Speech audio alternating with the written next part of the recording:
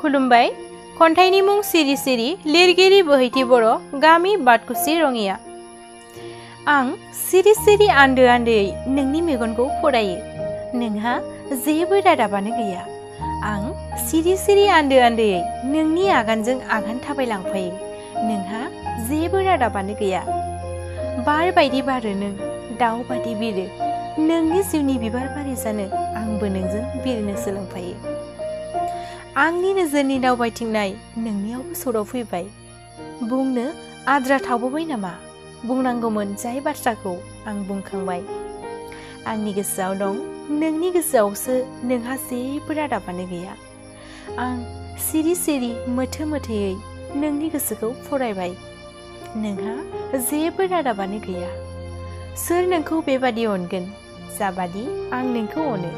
सोर नोंखौ बेबादि हास्थायगोन जाबादि आं नोंखौ हास्थायो?